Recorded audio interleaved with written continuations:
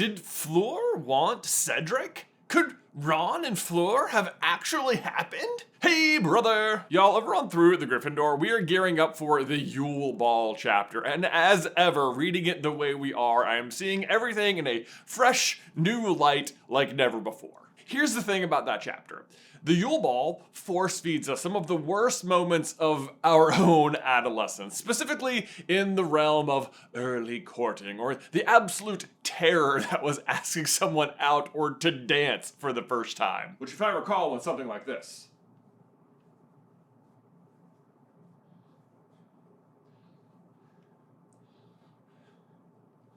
4-H camp, am I right? Or Hogwarts, which is also like a four houses around the H. Yeah, that works. Where we get to see Harry, despite all his fame, wrestling with how to secure a date, especially with the added pressure of being one of the champions. Harry Potter. Harry Potter! Then there's Hermione, who is receiving a different kind of attention for the first time, whether it's from Crumb, who seems to realize her appeal right away. This is for you. Write to me. Promise. Or from Ron, who is just discovering it for the first time 4 years later. Wait, Hermione. You're a girl. Oh, well spotted. I feel like maybe Ron's heart gets it, but it takes his mind like a little while to catch up, you know? Hermione's got nice skin. But it's just all the painfully awkward misses, formal attire, and unusual pairings that spawn from the ball. But for everything we do see, I think there's a lot of information left quietly for discovery. Situations that could have been if a small twist of fate or an earlier stroke of bravery hit just any of our key characters a little bit sooner. I'm sorry, but Somebody's already asked me. And well, I've Said it'll go. Ah, come on, Harry, you're so close. Cedric just barely beats him to it. We actually have a full what if about what if Harry asked Cho first. Kind of a big one, it turns out. But what about the other couples that do and don't happen at the ball? Who else may have been heartbroken by Cedric and Cho, and were Ron's prospects much greater than he realized? Today, we find out.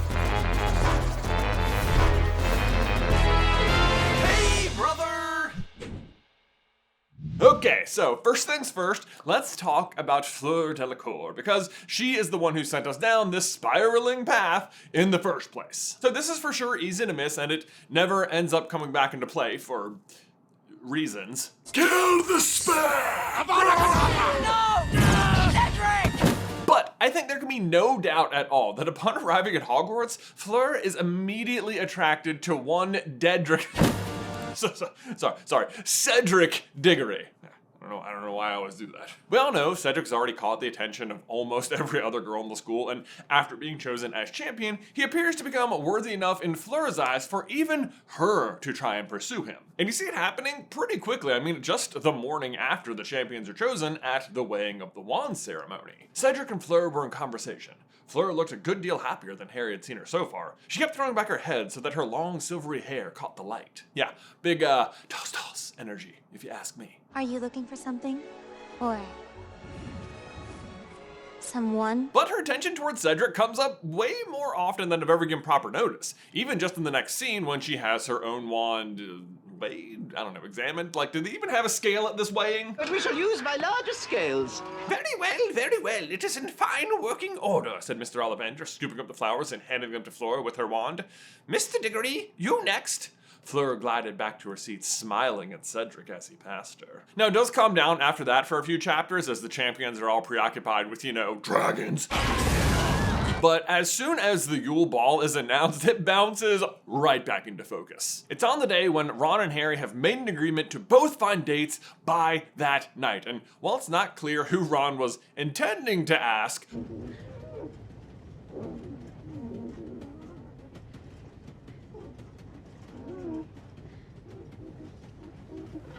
we know it ends up being Fleur. You just asked Fleur Delacour out. There she was, walking by. You know, I like it when they walk. But it's interesting to have this lens on and read how the scene actually unfolds in the books. I was just walking past her in the entrance hall. She was standing there talking to Diggory, and it sort of came over me and I asked her. Oh, so you were the one walking? Now, I could be jumping to conclusions here because this whole chapter is just about asking people to the ball, but I bet you anything Fleur was either intending to ask Cedric to go to the ball herself in this situation, or trying to use her Vila charm to get him to ask her. Harry even suggests this very thing. "She's part Vila," said Harry. "You were right. Her grandmother was one. It wasn't your fault. I bet you just walked past when she was turning on the old charm for Diggory and got a blast of it." So basically you've got Ron, who has no real intention of asking Fleur, and it just sort of overtakes him immediately. But I think Harry's right. Ron basically walked right into the magical aura Vilas possess, and it directed him to this very behavior. But what's also interesting about this scene is why the Vila magic isn't working on Cedric, and I think we actually have a canonical reason for that as well. When you describe Vila magic, it is remarkably similar to the Imperious Curse. Just listen to these two back to back. Here's the Vilas from the Quidditch World Cup. The Vila had started to dance, and Harry's mind had gone completely and blissfully blank. All that mattered in the world was that he kept watching the Vila, because if they stopped dancing, terrible things would happen. And then here is Harry's experience of having the Imperious Curse cast upon him in Moody's class. "It was the most wonderful feeling. Harry felt a floating sensation as every thought and worry in his head was wiped gently away, leaving nothing but a vague, untraceable happiness. He stood there feeling immensely relaxed, only dimly aware of everyone watching him." What's also interesting is how the Imperious Curse is resisted. It's not raw magical power. Moody specifically tells us, "The Imperious Curse can be fought, and I'll be teaching you how, but it takes real strength of character, and not everyone's got it." Strength of character. Harry is uniquely able to throw off Moody's curse because Harry has tremendous strength of character. But I am the chosen one. Ron, on the other hand, struggles with both the Imperious Curse. "Yeah, I know," said Ron, who was skipping on every alternate step. He had had much more difficulty with the curse than Harry, though Moody assured him the effects would wear off by lunchtime. And the Vila. The girl picked up the dish and carried it carefully off to the Ravenclaw table. Ron was still goggling at the girl as though he'd never seen one before. Harry started to laugh. The sound seemed to jog Ron back to his senses. "She's a Vila!" That's Fleur, if you can tell. The thing that's most interesting, though, is that clearly Fleur had been trying to put these charms on Cedric, basically since they were both selected as champions, and it never works. But if there's anyone in the series we can be certain has a strength of character on par with Harry's, it has got to be Cedric. Go on, take it. You saved me, take it. And so, despite all of her advances, we know that he is taken with someone else. Cho Chang. Settle go. Yeah, we know, Cho. We know. And guys, let me pause right there to give a huge thank you to today's sponsor, BetterHelp. Look, social dynamics, whether it's your romantic life, family, friends, or being the target of a reborn evil megalomaniac, can be complicated. But those are the relationships that tend to matter the most to us. They can empower us to be the best versions of ourselves. In so many ways, the people around us are our superpower. But no matter what, those relationships need maintenance. Sometimes a lot, and sometimes just a tune-up, and that's where therapy can help. And let's face it, probably would have helped Ron, like, a lot. Ron Weasley, Harry Potter's stupid friend. You see, my best friend is incredibly famous, and I'm just Ron. Honestly, I have all this time of me being brothers with Ben. Gosh, he's just so awesome. And wait, who wrote this copy? Oh, yeah, this is what happens. No, but for real, therapy has been massive for me, especially with setting boundaries, knowing that it's okay to pass on plans or speak up for yourself, or heck, even just carve time for me. You know, to think, or for that matter, to not think at all. Just sometimes the best. But traditional in-person therapy can cost anywhere from $100 to $250 per session, which adds up fast. How am I to pay for all this? I haven't any money. With BetterHelp Online Therapy, you can save on average up to 50% per session. And listen, from me to you, your well-being is worth it. Visit betterhelp.com/super to get 10% off your first month. That's BetterHelp, HELP.com/super. Link is in the description down below. And now back into some high school politics. Woohoo! But here's where it gets even more fun, if you can believe it. So Harry's just had his encounter with Cho, where she said, Shoko, and Cedric is actively talking to Fleur, who is laying on the Vila magic thick. But I can only assume that in this situation, he is informing her that he's already asked someone else, and she said, I'll go. But so hilarious thing number one is that while Fleur and Cedric are having that conversation, one Ronald James Weasley, that's not actually his middle name, the chosen one himself, that's not even his title, happens to heroically emerge and save Fleur the embarrassment of her rejection and proves to Cedric in that very moment just how desirable she actually is. Ron looked up at Harry, a sort of blind horror in his face. Why did I do it? He said wildly. I don't know what made me do it. It reads as if Ron was rejected. I mean, after all, he's got his lousy dress robes and is downright mortified by the entire encounter. But something tells me that at that moment when Ron walked up, Fleur was actually quite vulnerable herself and very well may have agreed to go with Ron, but Ron doesn't give her the chance to respond, does he? I ran for it. She looked at me like I was a sea slug or something. No, Ron. She was looking like after having been the most beautiful person in every room she's ever been in, that somehow she was just rejected and is speechless, and that's when you walk up. Didn't even answer, and then, I don't know, I just sort of came to my senses and ran for it. Context, people! Context. Changes the tone a bit here, doesn't it? Because let's also not forget who Fleur goes on to marry. Ron's own brother. And while Fred and George are more Charlie Weasley coded, Charlie was built like the twins, shorter and stockier than Percy and Ron, who are both long and lanky. Ron is more Bill coded, and lest we forget, Bill got to his feet, smiling, and also shook Harry's hand. Bill was, there was no other word for it, cool.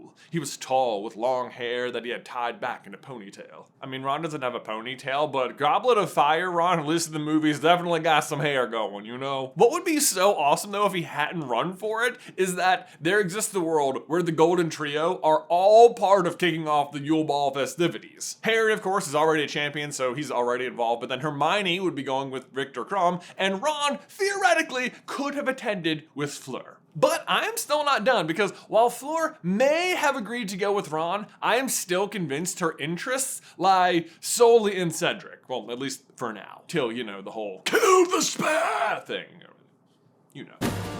Because let's examine who she ultimately does go to the Yule Ball with. Ravenclaw Quidditch captain Roger Davies. Now, sure, Quidditch captain gives him a little status, but they aren't even playing Quidditch that year, and just listen to how Roger's experience is going at the Yule Ball. Fleur Delacour and Roger Davies stationed themselves nearest the doors. Davies looked so stunned by his good fortune in having Fleur for a partner that he could hardly take his eyes off her. Sounds to me like Roger just got his own blast of Vila magic and responded to it exactly how Fleur wanted Cedric to. I think in an effort to make Cedric jealous, because who does she pick? The other Quidditch captain, who we know may have also been a romantic rival to Cedric already, since he also goes on to ask Cho out later. But the real proof that Fleur has no real interest in Roger comes during the second task, where both Cedric and Krum's dates to the ball find themselves at the bottom of the lake, but Roger finds himself in the stands. I can only imagine what that was like for him. Oh, I wonder who the V's got to say. Oh, look, there's Cedric Diggory with his date from the Yule Ball, and there's Victor Krum with his date from the Yule Ball. And wait, should I be down there? Who's Fleur saving? Some little girl? From off screen? But does she know who I am? I'm Roger Davies. I'm the best Quidditch player the school's ever seen. I could have caught that snitch over that mountain if Coach put me in. Huh. Doesn't know she's missing. But isn't this a fun little love square we got going here between these four people? I mean, Fleur wants Cedric to ask her out, but he's going with Cho. Then Harry asks out Cho, but she says no. So then Ron asks out Fleur, but leaves it with a maybe. So she asks Roger Davies. Then Cedric dies, so Cho asks out Harry, but then that date gets a little bit scary. So rather than rock the wavies, Cho accepts an invite from Roger Davies.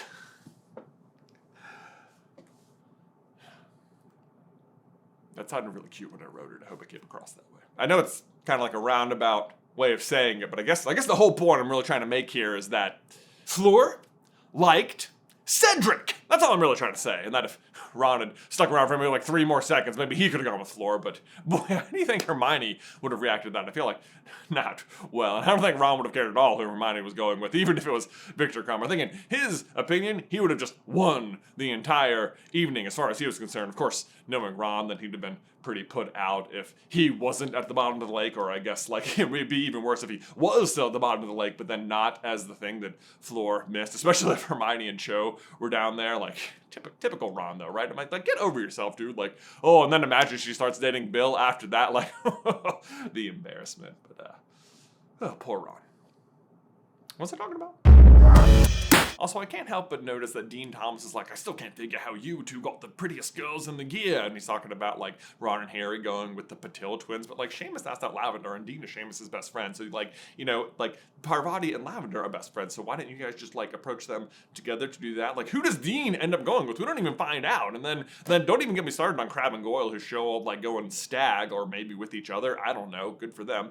But, like, what about Millicent Bulstrode? She was right there. She said no to them. Should she go at all? I don't...